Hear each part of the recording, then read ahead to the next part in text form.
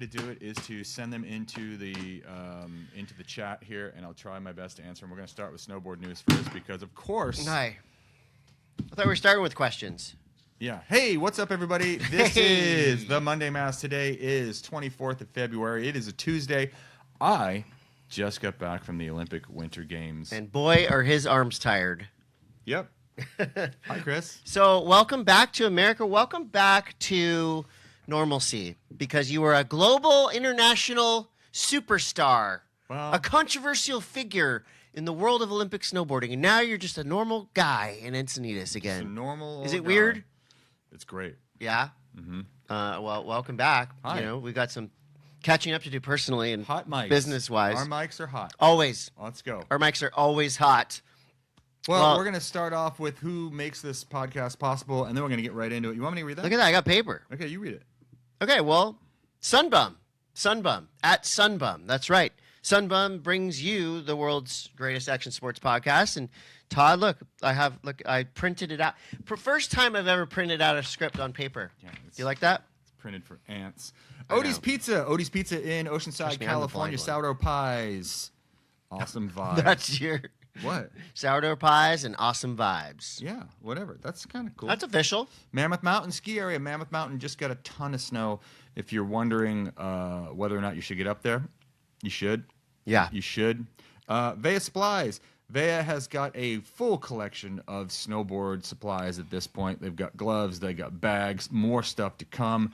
Spring is coming up. You can get your leashes. You can get your traction pad. You can get your board bags. If you guys are traveling, maybe not to Mexico, but you can travel to other places. Did you see my big burgundy beautiful board bag bomb hole collab? I did. That was a mouthful. Well, maybe we should do a VEIA surfboard Monday M.A.S.S. bag collab. Sounds like a good burgundy. idea. We'll go burgundy too. At New Greens, if you're wondering how I survived 12 pizzas in Italy, it was because of New Greens. It's the best way to keep yourself regular if you only eat dough and cheese. A female deer. Also, we have Spy Optics at Spy Optics on the Instagram. They have the sickest glasses and goggles, etc., etc. Yeah, and I agree. They kept me fashionable. We're going to do the rest of these mid-show, so now I hand it over to you. If you guys are wondering how many pizzas that I crushed whilst I was there, solid 12. And by solid, I mean, let's just say that there was not a lot of downloading going on for a couple days, and I had to things needed to move out. I needed to the New Greens came in clutch. There's actually a question about that. Okay. All right. Start with questions? Yeah, let's start with questions. Well, before we get to questions, let me just remind you all that Camp Shred is coming March 7th and 8th. It's the world's largest surfboard demo, music festival, beer gardens, food trucks, etc. San Elijo Campgrounds. Don't miss it. Okay, questions. Here we go. Questions brought to you by VEIA Supplies. Scotty Huff says, was it just me, or were the snowboarders in the halfpipe going higher than the skiers in the halfpipe? Todd, you were there. Did snowboarders go bigger than skiers in the halfpipe? I didn't watch the skiing. Me neither. But all I know is that Valentina Giselli went 22 feet out, I believe, something like that. And you don't get a sense of scale of how big he went by virtue of the angles of the cameras that the Olympic broadcast service gives you. I was talking to my family last night, and I'm claiming that the NBC or even the Olympic broadcast service needs to put a camera at head-high level in the crowd, so you can really see, because 22 feet out of that pipe is no joke, dude. And that's 22 feet plus 22 feet, right? Yeah, that's right. It's like you're 4 stories from the ground. It's basically just giant. And I know that bigness, largeness in the airs was also a topic of conversation. Mm-hmm. And I agree with the fact, or with the stated opinion, that look at why is my hair so flat? Because I wear a beanie all day. Beanie head. Leisure Party says, this is going to sound like rage bait, but I'm seeing lots of chatter about people saying there's too much spinning going on all over the place. Well, welcome to the party. Yeah, I think, I'll address that in terms of, look, this is, the riders want to be able to express themselves a little more creatively with their tricks. I know they do. I talk to them. they're stuck in this feedback loop and it really has a lot to do with the criteria and the judges and what the judges are rewarding for. Yeah. They're stuck in this thing where they've got to do just one more spin, one more flip. There's a handful of riders that are pushing things in another direction, and I'm there for them and I champion them. But until we have a change in format, which I think perhaps this. Have we hit rock bottom? I don't know if it's rock bottom or just we've hit a fork in the road with this Olympics, and I think a lot of people are just kind of like, okay, it is boring.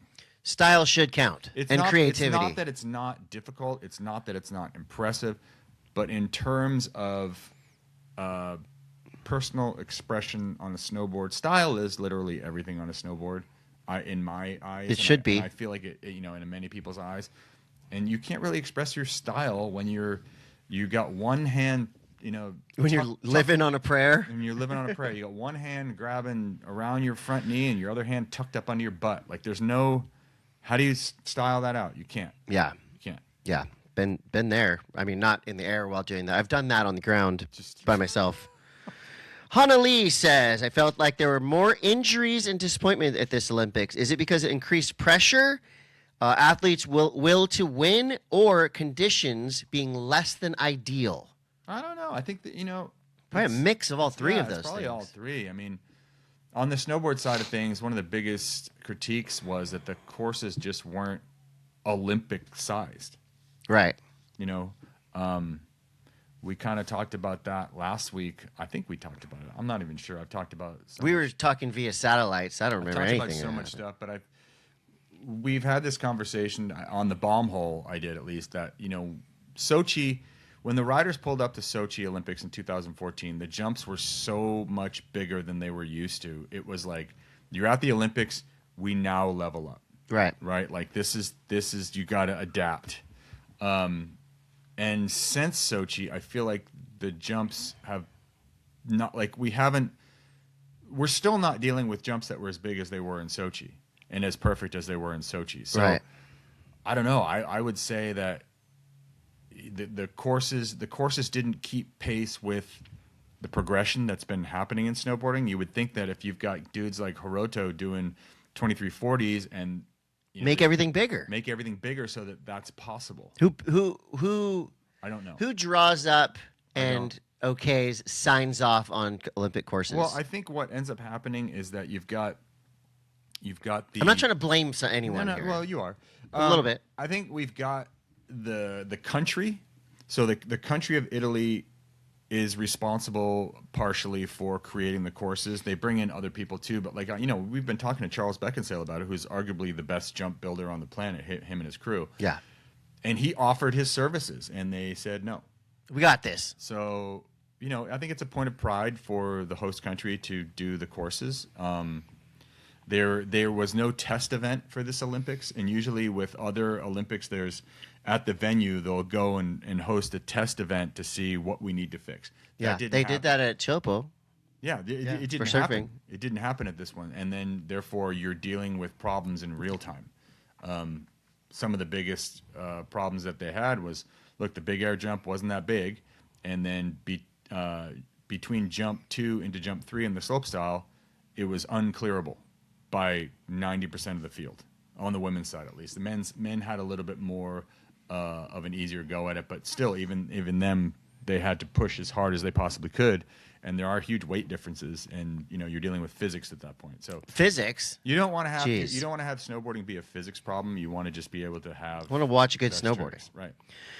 Adam Art says, Chris, awesome job putting together the podcast the last few weeks. Thank you. Finally, someone thanks me. Todd. Mm-hmm. So his question's two-sided. What is your behind-the-scenes highlights from your Olympic trip? Which we went over a lot. You talked about kart racing with Mia and her family and fellow commentators. You talk about pizza. So his second part is, what about your behind-the-scenes highlights from your trip to Boston, which I think we should probably just talk about in snow we'll news. Talk about that in snowboard news. Great question, though. Yeah, there's just a lot of stuff. There's a lot of stuff to cover. Yeah. Well, here we go. Okay. Cobra Time says, do people ever do lip tricks in snowboard halfpipe? They do, but just for fun. I think a lot of people do them. There's There's people that do them better than others. Scotty Stevens is a lip trick master, and you want to see someone that has ultimate board control. You watch Scotty Stevens ride a mini pipe and what he can do on the deck. What would the judges do if you did a lip trick, a invert, some hand plant, something? Nothing. Nose blunt? Nothing. You don't get any points for that. You get nothing. I think you should. Doesn't matter how good it is. Maybe if it was a mini half pipe contest. Terry says, who is the most dangerous person on the slopes? Sports jersey guy, Mexican poncho guy, NASA astronaut guy, furry onesie guy, or nipples out shirtless guy? Oh, furry guy. Furry guy, because that's the guy who's on mushrooms. You can't see. Like, they can't see. Yeah, that's the dude tripping on acid. Yeah. The furry guy. I mean, that's such a weird... Like, the furry phenomenon is very puzzling to me. Well, just because you're not into it doesn't mean it's not cool. And have you ever tried on a furry outfit? Mm-hmm. So I know there's levels to furriness. Mm-hmm. Sometimes it's sexual. Sometimes it's for sports. Sometimes it's just for comfort. Sometimes it's for all three. Comfort? Yeah, I'm down with the furry movement. All right. I don't understand it. Not Matt says, are events like Kings and Queens of Corbett sustainable, or all the athletes bow out after experiencing the carnage during the last couple of years? I think Kings and Queens of Corbett's is the best thing ever. Just I think throw people into a hole, basically, off a cliff. There's maybe 3 landings. Landings. And then the rest of it is just carcass toss off of a cornice. Yeah, I watched a lot of highlights for Kings and Queens of Corbett's, and for skiing and snowboarding, I mean, it is a ragdoll festival. That's what they should rename that event, Ragdoll Fest. Yes. We got Bayou Bangle says, what was the most impressive winter gold ever won by the USA? Ever? Yeah, ever. Most impressive? I'm going to say the Miracle on Ice because I just watched that documentary. Miracle on Ice because they weren't supposed to win it. Well, yeah, and then we're kind of having like Miracle on Ice Part 2 with the U.S. hockey team, both men's and women's. And now it's like you can't say Olympic hockey without it being like some political statement. Oh, fuck that. So let's just be happy that they both won. One of my favorite things That's cool. is the dude with no teeth giving all the interviews. Yeah. Just had his teeth broken out during the game. And he's That just rules so hard. good. I'm sure somebody's going to fix It's it. just so hockey. Andy Ryan says, this is another spinning verse style. Smooth style should be factored in. Yeah, we totally agree. And Andy says, what are your picks for 2026 WCT champ? He's going with Caitlin Simmers and Yago Dora. Who you got? For the next? Yeah, we're already talking about 2026. Well, is Yago going to repeat? I don't know. Is Katie going to come back? Dude, I'm just trying to figure out what's. He just surfed for the first time in like a month I just yesterday. got back here. I don't even know what day it is. It's Tuesday. Stop with your incessant questions about surfing. Well, we got a lot of surf news to cover as well. Well, let's bang right into snowboard news, and why don't you go ahead and read the first question? Wait, this is a good question. I got one more question. But like that, these will. Are they both kind of snowboardy? Yeah, they're both kind of snowboardy. Yeah. So snow news is presented by Mammoth Mountain. Todd, to start us off, Josh wants to know: was there any pullback from NBC with your rant about judging? So hot mic moment that was taken care of. The judging controversy happened. You did a Richards rant, which we love. Did you get in trouble from the higher ups at NBC? No, it's my opinion. It's my life. It's my criticism. If you pay attention to the broadcast and if you listen to the broadcast, we were dumbfounded on both the men's and the women's competitions because there was no consistency. The men ran first, and there really wasn't consistency, and you could tell by when we were commentating, and we would think that this person's going to take the lead, and they wouldn't by they'd be down 6 or 7 points, and we were like, okay, I don't really understand what's happening. So I felt like the consistency was all over the map both, and especially on the women's side of things. So, and I'll get into that here in a few minutes because I feel like that's really what a lot of people want to hear about is the judging kerfuffle. Well, yeah. Now that you've had time to really digest it, the world has had time to digest it. I think obviously nothing can be done. We can't go turn back time. But where are we now with Okay. Let's just narrow it down to Olympic slope style. Okay, women. The Olympic slope style women. Let's break this. That was the big rant. There's a huge. I mean, it was obviously. It seemed to about 90% of the people, and I'm talking people from the casual viewers to the riders to the industry to the media. Yep. We're all wondering what the heck was going on because we all had somebody else on top of the podium. Like I think that the top, well, maybe not even. I think that it would be arguable for Mia and Zoe, and not Mia, excuse me. What am I thinking? Zoe. Kokomo and Zoe were interchangeable. I think that if Kokomo had won over Zoe, I could fully understand and back that. If Mia won, God, why do I keep saying that? If Zoe won over Kokomo, I could fully understand that. Now, I don't understand for who I had for the bronze. It's debatable, but I think what we really need to talk about is that when so many people have a like opinion of something and they see they see a completely different way than how it shook out from the judges, then maybe there's something going on there. That's opinion, right? It's opinion. So what that means is that, okay, we have this judging criteria and this judging format that maybe is flawed. And like, because that day, let's talk about the women's, like what was happening during that competition. So a huge swath of the women couldn't clear the last jump. Couldn't get enough speed. Couldn't get enough speed for the second or the third jump. Like that was a huge thing.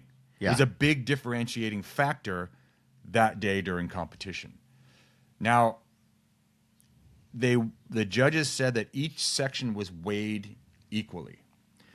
But if you look at this competition and what was happening in real time, each section was not, it shouldn't have been weighed equally, because if only a certain number of people can clear the bottom jump, obviously that is the hardest thing on the course. Okay, yeah. So it should be given more credit. That is it's the most difficult thing on the course. If you can clear that, it's one thing. If you can clear that and do tricks and go to the bottom of it, obviously you have taken something a little bit further and pushed past what of excellence for that day.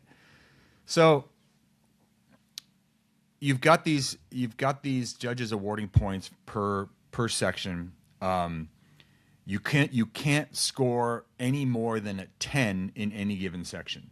So I believe what had happened early was that a high score was given for two 720s of 10. So then it doesn't even matter what Zoe does on the bottom two, because she can't score any more than 10. You've already maxed out your scale. Okay, so it's not fully, I guess it's like a lot of the blame, that's the only word I can think of, lies with the judges, but also the format. So maybe it's like a 50-50 split, the judges and the format. Right, but at the same time, the judges are there to recognize what is happening in real time. So if you've got this this situation that is starting to occur, yes, where riders are not clearing the jumps, and it's obvious because we are saying, you know, like Anna Gasser, the best in the world, they're not clearing the jumps. Right. So if that happens, what do you do now? Now you need to start beginning to correct with overall impression. Because now the overall impression score comes in, you add up all these numbers, and then the overall impression score comes in, and you would think that the overall impression score would be able to compensate for that. Yeah. But it wasn't. Did not. It did not. So everybody's freaking out. Everyone is freaking out. The judging is all over the place. You've got Zoe comes down, the winning gold medal, and this is a problem too, because there's a lot of gaslighting going on by the judges. It's not our fault. We need to get paid more. We don't get paid enough. The camera angle was better or worse where we were sitting, right? If you don't want to take the heat for serving up a shitty meal, then get out of the kitchen. Like, you guys signed up for this. You also signed up for the critiques of the judging. Right. Because did you know the judges? Yeah, I know some of them. I don't know them like we're not like Bros, yeah. homies, and they probably hate me at this Probably, point. But they it's like, probably look, do. this isn't a Grand Prix. This isn't a Rev Tour. Well, the problem is you can't. Once the results are in, Yeah, and they're in the history and this books. goes to, like Mari Fukada, like she is the one that has to bear. Like she has an asterisk on her gold medal. Same, the same thing. The asterisks don't last forever, though. From Max Perot. Max Perot has an asterisk on his medal from Beijing because boot grab. because he grabbed his knee. So you're putting these riders in a position where they are feeling the heat, and that's wrong because they've come here to throw down, and it just seems like to me it's all I hear is a lot of like, well, it's the format and this is what we saw. Like I haven't seen one judge yet be like, you know what, we kind of fucked up. We fucked up. They tend not to do that. They'll never do that. And I think that's a huge problem. Like, just take the L. Just take the L on this one. Well, they're taking the social L. That's for sure. Well, but social media but that L. sucks. It could be over. This could be over. I mean, it's like, of course, there's going to be a lot of heat attributed to this because literally you can affect someone's life with a result from the Olympics. Like, lives change. Yeah.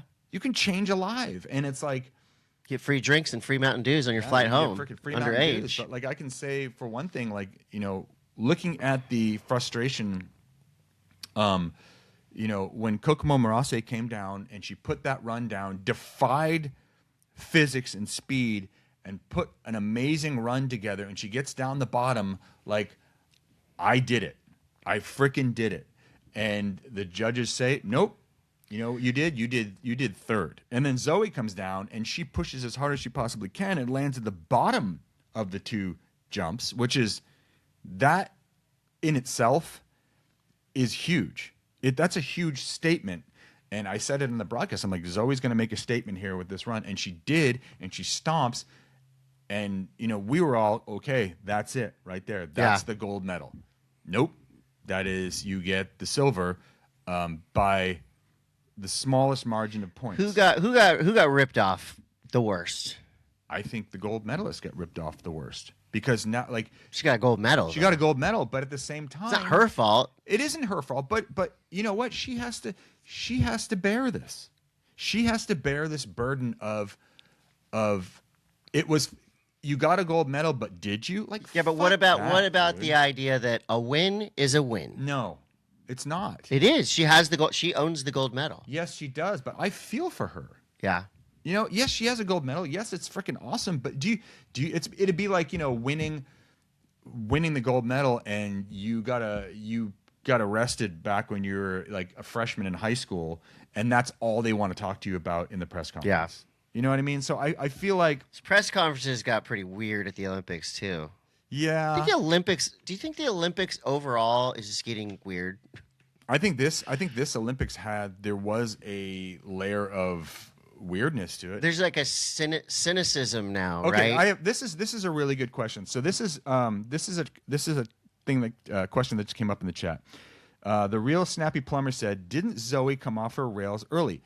That was a point of contention. That is what the judges said that Zoe did. High scoring just isn't about the bottom jumps. Absolutely agree with you. Absolutely agree. This is not a big air competition, but this is also not a rail jam. So you've got to look at things and weigh them for what they are. Yeah, Zoe came off. She did like a board slide pretzel and popped out 6 or 7 feet early from that rail. I'll give you that. But you know what?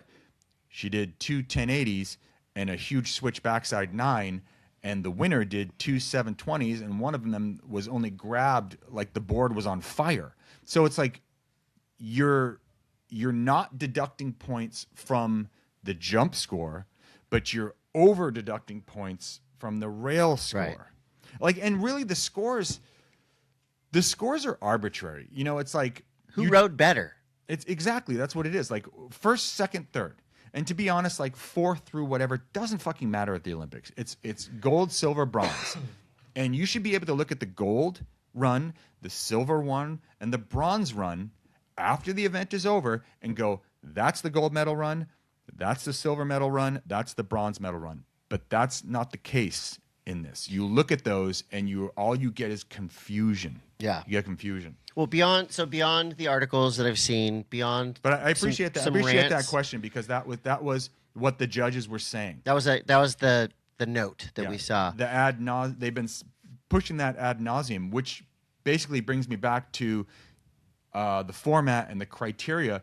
Maybe it's wrong. Will it change? So now we have 4 years until we have to potentially talk about this again. Well, will it change from now to then? They have this score thing that's called a Dave. It's like Dave. I believe it's Dave. AI thing? No, it's like this difficulty. Amplitude. Oh, I love that word. It's like it's an anagram. V. Variety. Yeah. And execution. They don't use the V in a lot of these events. And execution. Yeah. So, Dave. But what I think, you've got all these judges, and each one of these judges are judging on different sections. Like, I saw this, I write this score down, I pass it down. Yeah. Maybe every single judge needs to be judging on a Dave score. Every single one of these judges needs to be judging on that. Not just one person looking at the D and one person looking at the E. They all need to be doing this, and they all need to pass their scores, and the highs and the lows are thrown out, and it is the average of what you saw. It is not a big air competition, and it is not a rail jam, but it is overall impression. How was the flow from top to bottom? If someone came off a rail early, okay, can they make up for their early off of the rail down the bottom? Perhaps, and that's how it should be. That's how it should be. If someone does something groundbreaking and new that they've never done before, a la Sage Kotzenberg in 2014, Sage did like one of the first 1620s that's ever been done in slopestyle competition, and he landed in his bottom run. If you were applying this format to that, Sage's backside 16 would hold no more weight than someone who did a good 1080.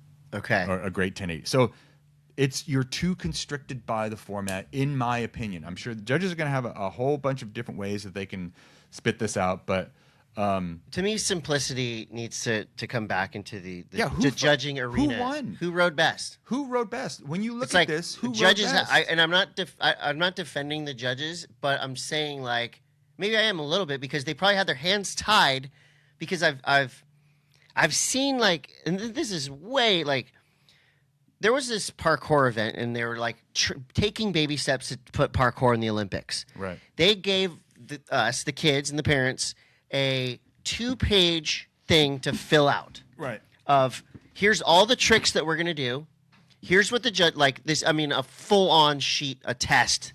Like, I've never seen anything like it. These are 12, 13-year-old kids, like, doing a parkour contest in, like, a basement. Okay. And so I was asking them, like, what is this? They're like, well, it's like the Olympic form. I'm like, okay, I get it. The Olympics is a big deal. We all know this. Yeah. But you don't have to make all these rules in every, in every judged sport to make it so complicated to where it's always going to be controversial at the end. It's always going to be controversial. But I don't think it needs to be. It doesn't need to be. It needs to be simplified. It doesn't really need to be. And I think that, we also have this weird thing going on here with, you're trying to make it easy for the people at home to be able to understand. Because ultimately... Just wait till we talk about Olympic surf qualification. You want to talk about understanding? I'm sure that'd be great. But, we're in the position of doing the broadcast where we are delivering this information to grandma and grandpa, mom and dad, people that don't see this, for 4 years. Yeah. Right? Because there really is a large percentage of the population that is my responsibility, is to deliver this. And I'm trying to explain to them why someone is in first place versus someone else who is in third place. Yeah. And when you can't. And I don't want to talk. You're like, why am I even here? I don't want to talk about the judging. I want to talk about the riding. I want to celebrate what's happening on the snow. I don't want to be talking about inconsistencies in a couple people's opinions behind the scenes. Because literally, that's what it is. You're weighting this on some people's opinions. Yeah. But but when you look at what happened there, you've got the entirety of basically everyone that watched this coming to a different conclusion that you did. Yeah. So I don't know. I mean, Well, it sounds like it stayed with you.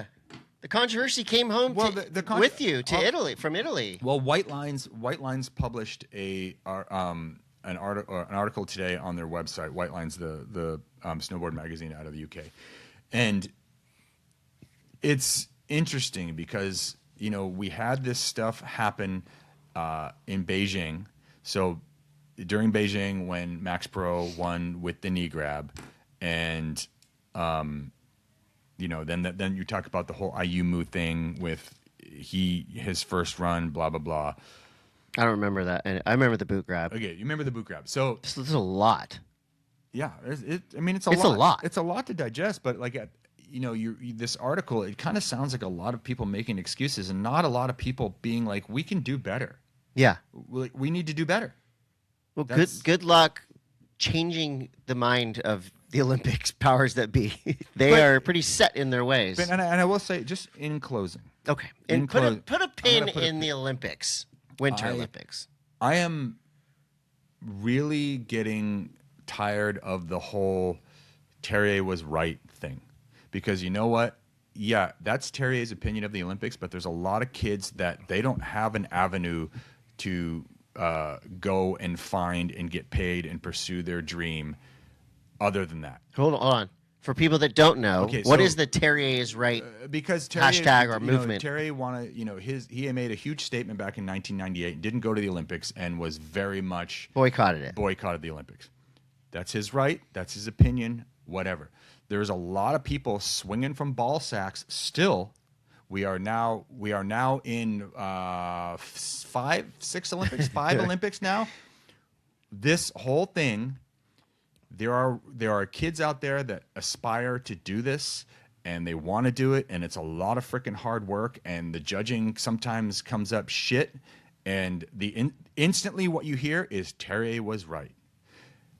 Look, it's until the industry and the endemic sponsors decide to start supporting events again, and they want to put, because they don't have any money either.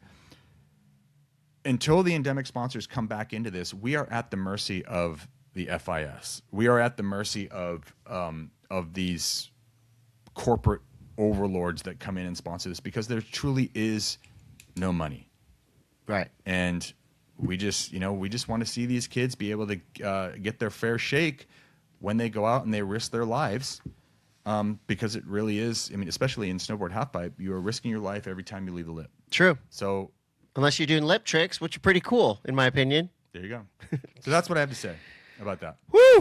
That was a good Richards rant. Earned that one. Hey, DJ Paul, this goes out to you and everyone else that wants to critique this. None of you guys have ever been in the start gate of an Olympic event or a high ticket event. DJ Pauly D? I'm so sick and tired of hearing this. All the people that want to comment on this stuff have never been at that point in their career where they are at the pinnacle. You haven't been, or I would know you. So stop with this incessant bitching about the, Terry was right, or fuck the Olympics. You guys have no idea. You have no clue, and you have no platform to stand on. All you guys are is dudes with potato chips on your chest fucking complaining.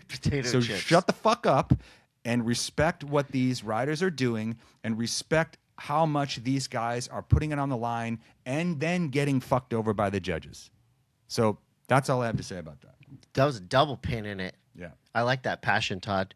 Speaking of passion, seems like snowboard fans in Boston are very passionate because Red Bull Heavy Metal went off. You went straight from the high pressure, drama, controversy, pageantry, global freaking viewership to pretty much the chorus of the core, the Red Bull Heavy Metal in Boston. And I watched it, and it was so sick, and people were getting broken off. But I also had a question. Give me your breakdown of it. Oh, it was so fun. Yeah, Boston showed up once again. That kind of has a soul food for you, wasn't it? It really was, and it's just like, you've got 10,000 people that came out, arguably, in Boston to support street snowboarding in the streets, It was cold out, and they stood there all day long. People were and slamming. They were stoked, and people were banging and smashing, and it was awesome. It was everything that the Olympics wasn't. Right. And it was soul food, and it was Zeb Powell's event basically, and Zeb is a great representative for snowboarding. Hell yes. He is personable, and he takes the time, and he talks to everyone, and he wants people to have a good time. Yeah, and one thing that I noticed that Todd, you know me. Anyone who's ever snowboarded with me or around me knows that I hate strapping in and out. Hence why I love my new bindings, the phase bindings, 32 phase bindings. So these riders, the guys and gals that are doing Red Bull heavy metal, they drop in, they hit a rail. Does it get annoying for them to have to unstrap every single time? So they're strapping and unstrapping probably 40 to 50 times in one day. Is that annoying? I believe that is the least of their worries. God, it's annoying to me. Everyone should be riding phase bindings in that. I don't care about Snoop Dogg at the Olympics. I really don't. Am I the only one who's sick of Snoop Dogg? He seems like a great guy, but why does he have to be everything, everywhere? Yeah, he's everywhere. Whatever. If you're a Snoop Dogg fan, I apologize. I'm a fan. I don't know. Okay, so speaking of phase 32 bindings. Just let me correct real quick. Are we going back to the Olympics now? No, we're just. Okay. I'm pretty sure I said it's Mari Fukada won the gold medal. I think you said that. Did I say Mari Fukada? Yeah. Okay. It's on the internet. That's what I thought I said. Yeah. But I don't know. I just go up and down and all around. Well, don't believe everything you read on the internet, because there's been some fake viral engagement news surrounding Chloe Kim and her football player boyfriend. They're not getting married yet. How do you know?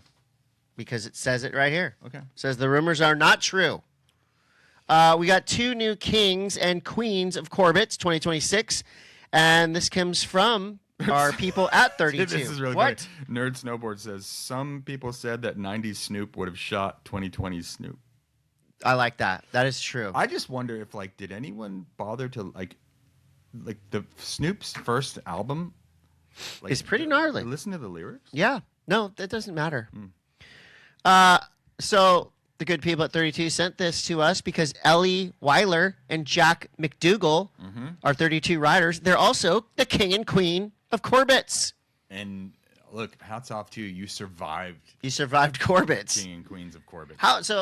Put into context how big. So if you haven't seen King and Queen of Corbett's, it's basically like a gully. There's a cliff that goes into a gully, and then after that, there's jumps and rocks, and it's just like, give us a quick rundown of how big all this stuff is and how gnarly it is. Most people, for the most part, unless you live in Jackson, most people creep to the edge of Corbett's and hop in, right? Because then it's like it's really only good after it dumps. Okay.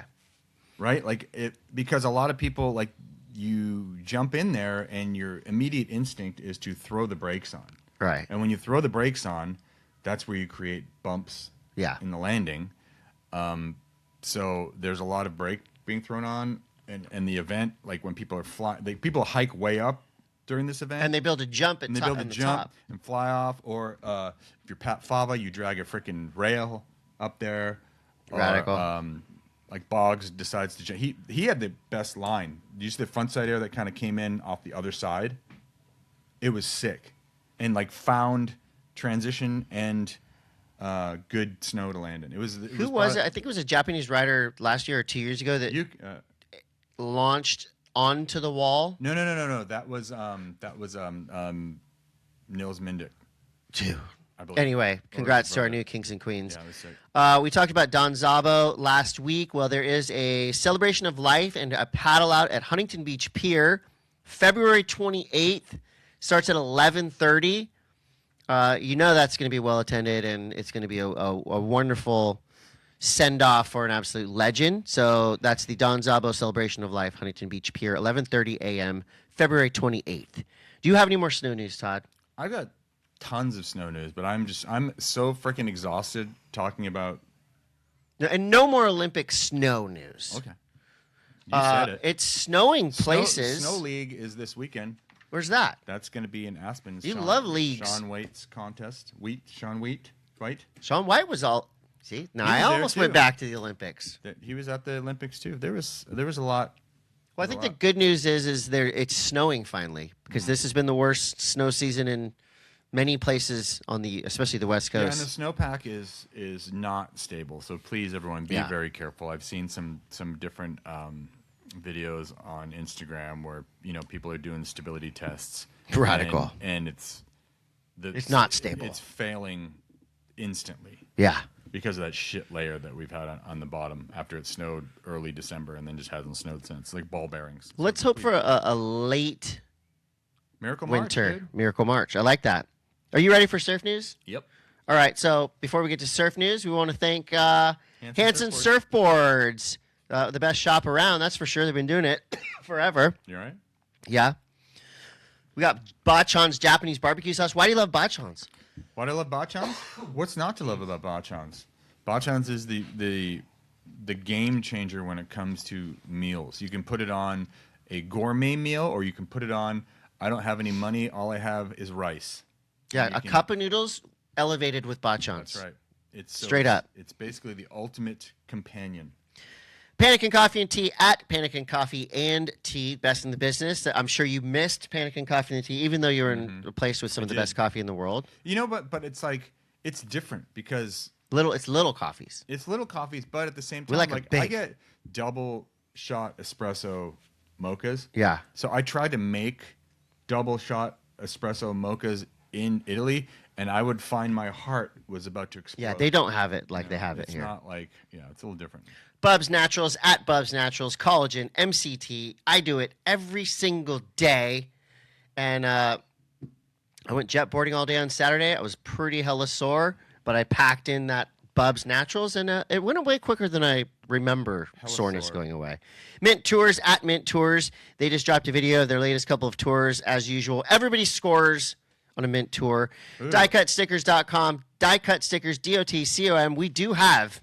Oh my God! Special stickers coming Did they come to up? commemorate Did they show up yet? Todd's big 2026 Olympic Games. They'll be here any minute. My big fat boring. Yep. Olympics. We're gonna put those on the Instagram. Also, Vesyl Shipping at Vesyl App.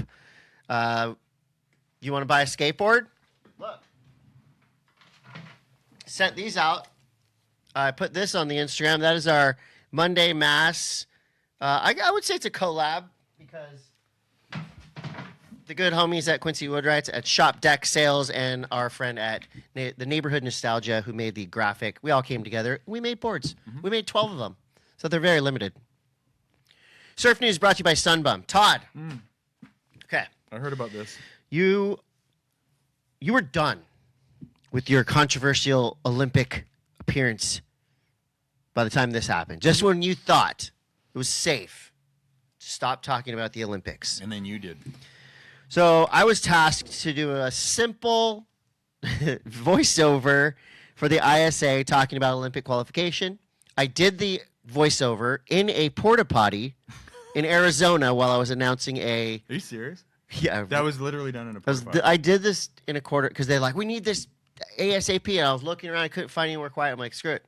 I was in a porta potty. And I just read what I was paid to read. And look, I'm not on either side of this because it's very confusing. And I work for both of the companies that are fighting. So here's what it was. I read a voiceover about the new qualification, okay, for the Olympics. God, we got to talk about the Olympics for years now. Just get it over with. So as this was written now on the internet, and a lot of surfers started posting their comments, and their comments were not nice.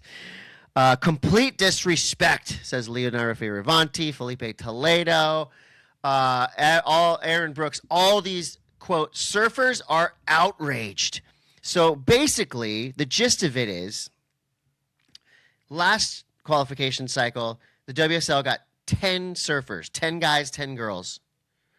But they could only, like from each country, you can only have two or two from each country. It's so complicated. All right, I'm following. And the funny part about it is the first line of the VO was, "Here's a simple guide to Olympic qualification," and then I go on to like talk about astrophysics through the lens, like I'm freaking Neil deGrasse Tyson, trying to explain like astrophysics. So basically, now it's five guys and 5 girls from the WSL. Okay. So the WSL surfers immediately jump to social media and start raising hell. Did they think it was your fault? No. A couple people posted, like, Oh man. tagged me, and they're like, "You idiot." I'm like, I'm a voiceover artist. I'm an actor. And I work for both the WSL and the ISA. So now, am I in trouble? I did a voiceover. So basically, here's the Olympic. Here's an complicated version. Okay, Todd, tell me if you're tracking this. I'm just gonna empty my mind. Here's how. You explain it to me. Okay, so here's 2 sides, right? The one side is saying the best surfers in the world are on the WSL Championship Tour, which only represents 10 or 12 nations, right? All right. ISA events represent 52 to 60 nations. All right. Okay, so I think what I've gleaned from the controversy, the ISA is trying to get a more global field into the Olympics. The WSL is saying the best surfers in the world are on the WSL Championship Tour, and people are saying that the ISA is trying to it's like a power grab. I can see that. Okay. But I mean, it's like if I look at this purely from a logistical and logical way. Yeah. Everyone that is trying to be a pro surfer that is competing has aspirations to be on the tour. Right. The tour. Yeah. The tour is the pinnacle. So.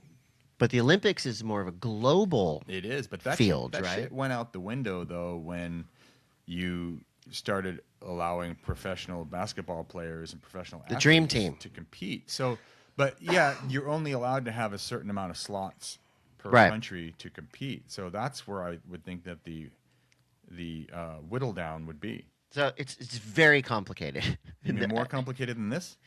So top 5 eligible athletes per gender. So 5 each, 5 men, 5 women. On the top of the WSL Championship Tour as of June 2028. So that's halfway through the 2028 Championship Tour season. I bet 5 events in. And then it stops, and they take the top 5 guys, top 5 girls. Let's say it's all Brazilians in the top 5. They take the top 3 Brazilians. Let's say it's all USA surfers on the top 5 women. They'll take the 3 women, and then, Japan, France, whatever, however that breaks down. 2028 ISA World Surfing Games, top 10 eligible athletes per gender. I feel like that's the big thing, is it was flipped last year.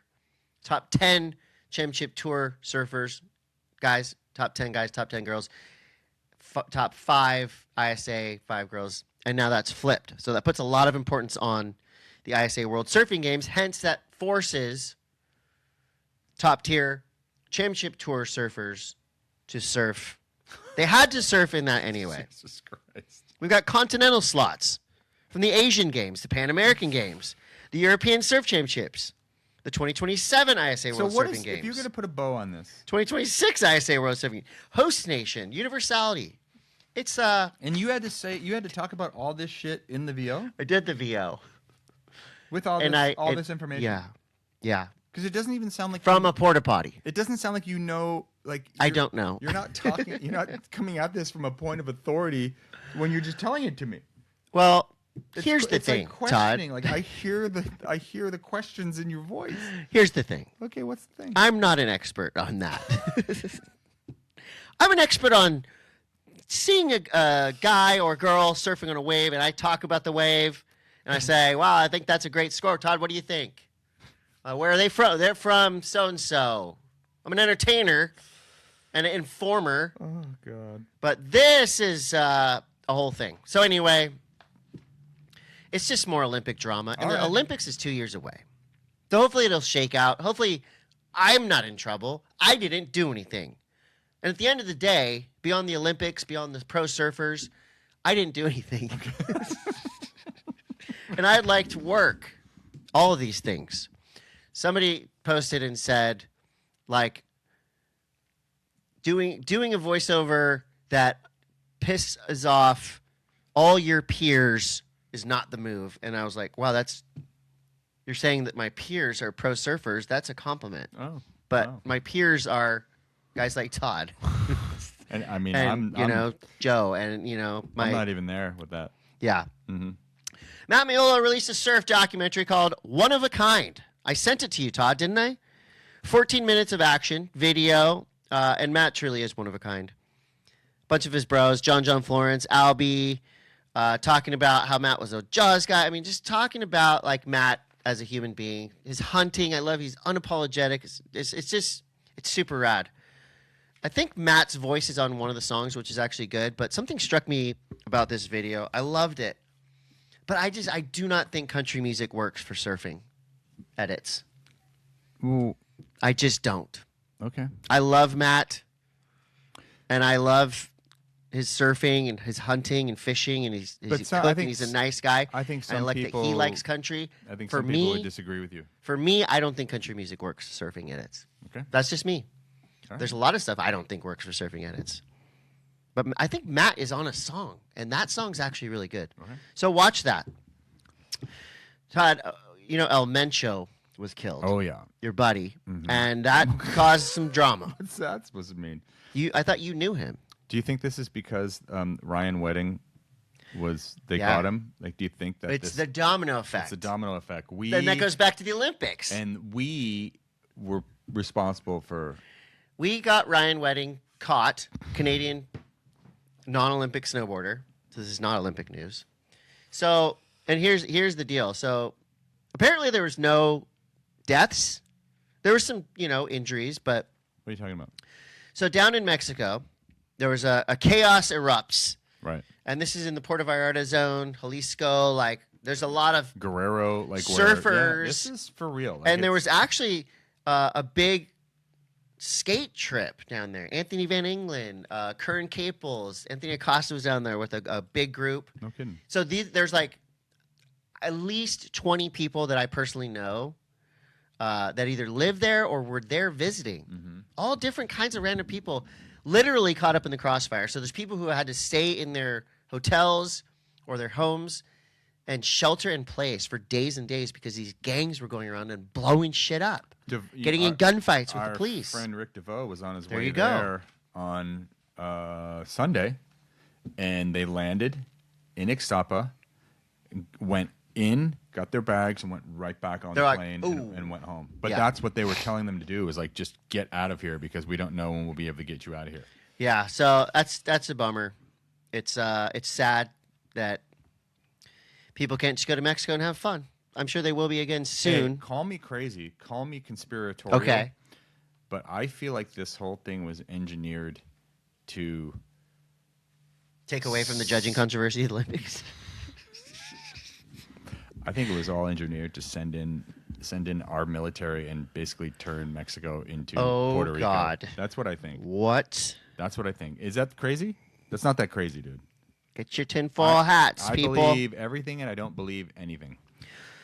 Crazy flooding on the North Shore of Oahu. Did you see some of these videos? No, I was too busy in a snowstorm on the East Coast. So if you've ever been to the North Shore, you got to cross over a bridge in Haleiwa. Usually this bridge is about 20 feet above the water. The water was like skimming the bottom of this bridge. No shit.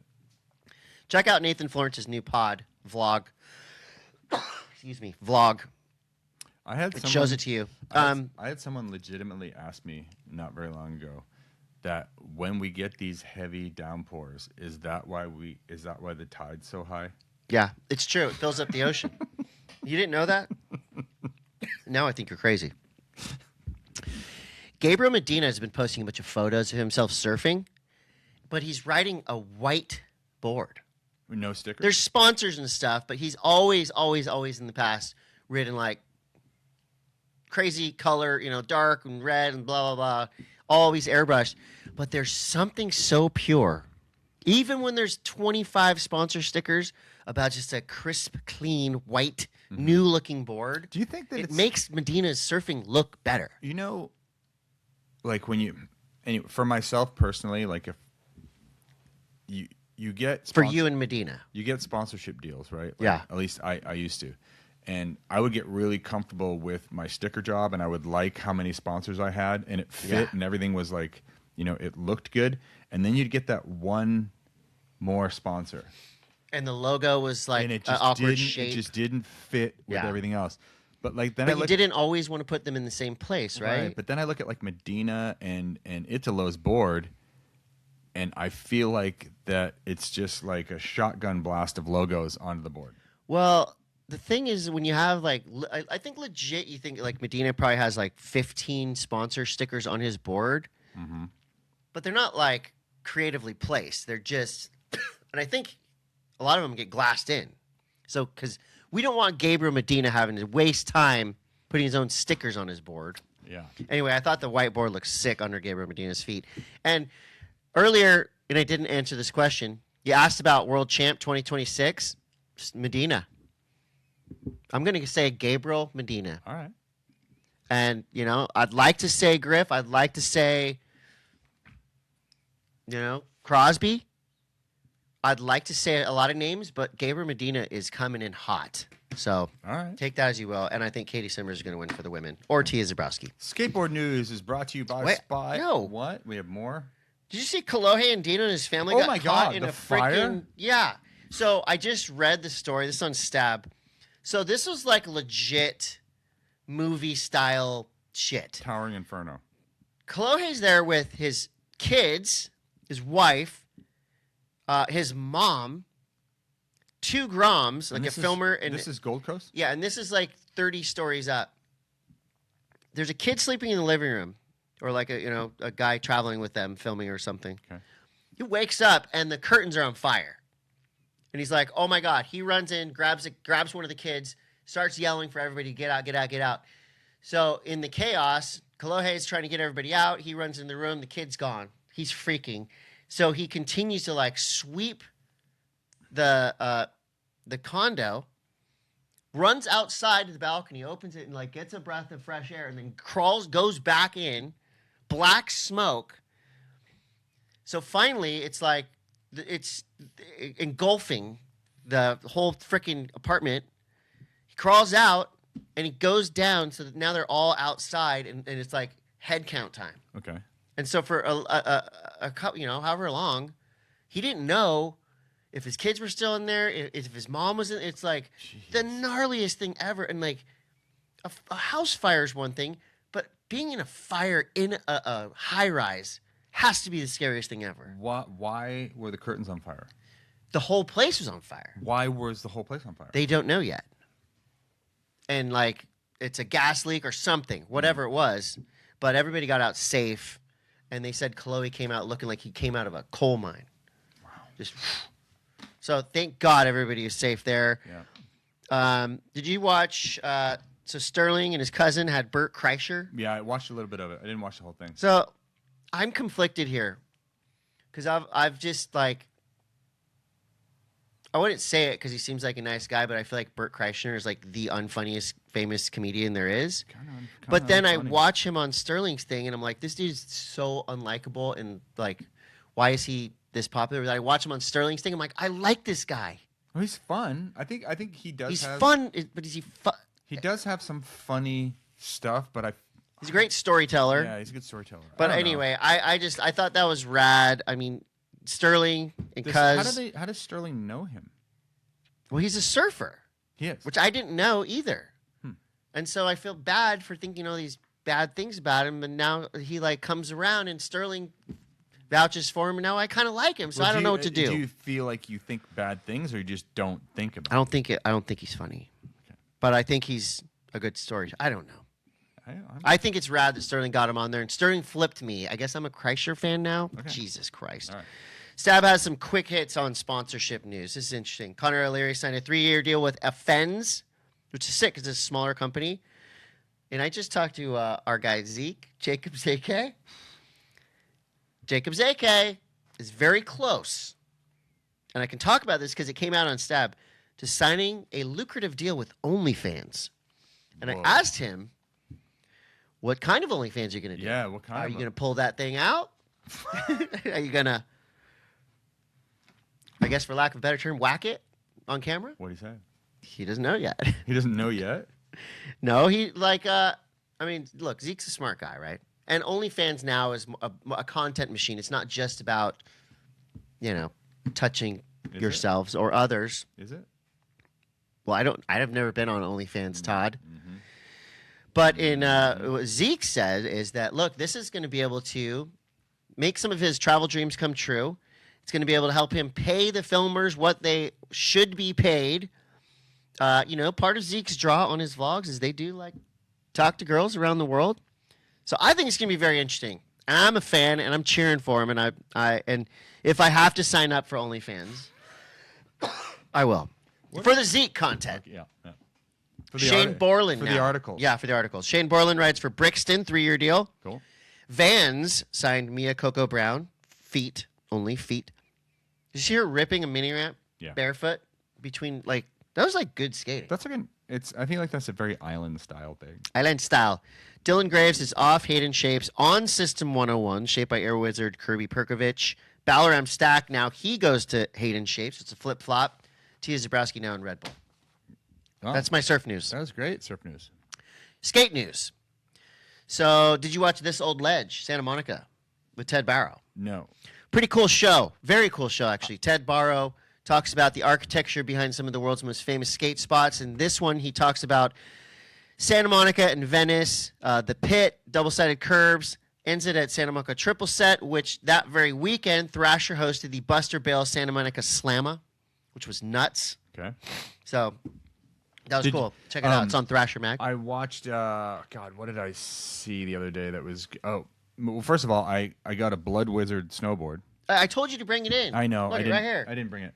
But I think that's a fun collab. That is a good collab. It's really with Signal Snowboards. Should I ride it?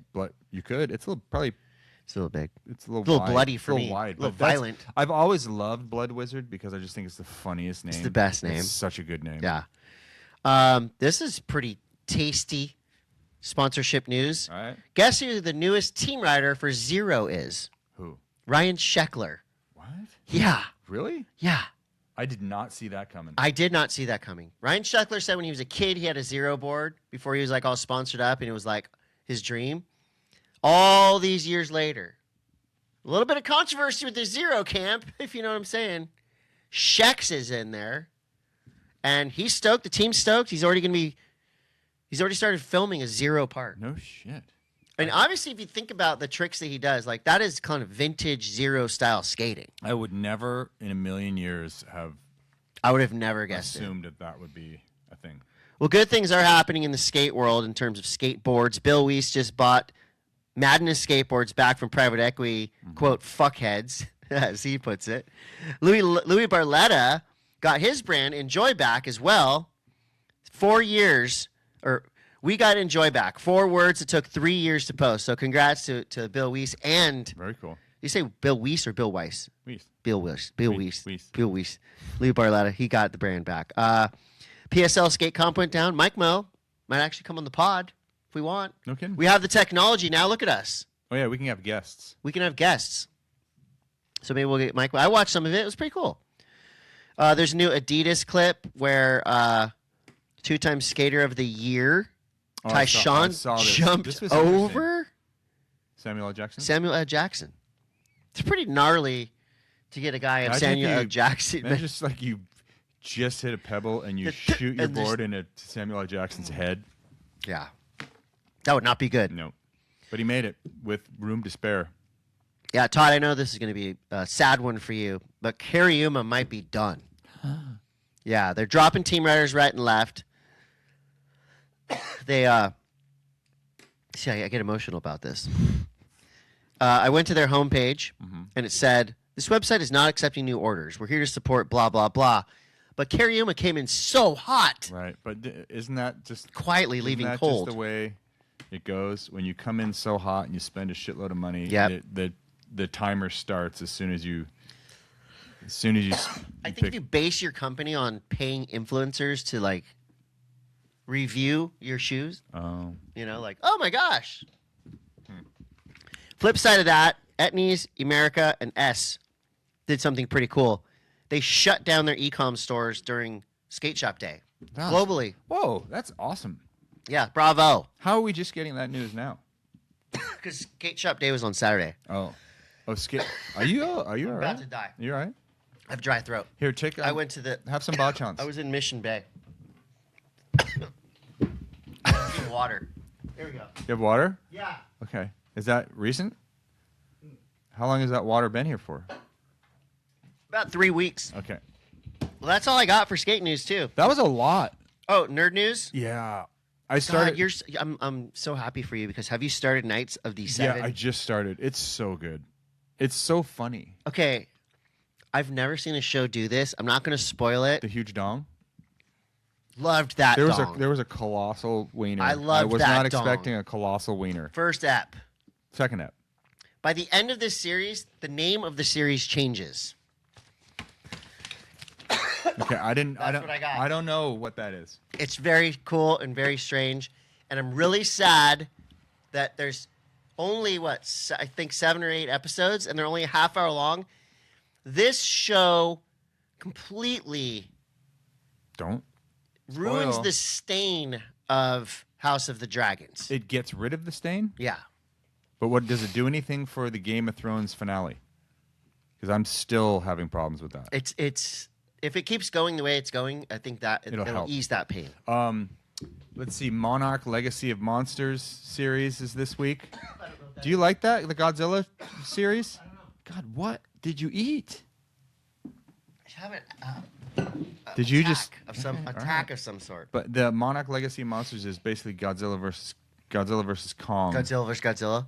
Godzilla versus Mechagodzilla and Kong. It's like the Godzilla movie that came out and Godzilla versus King Kong and Godzilla versus.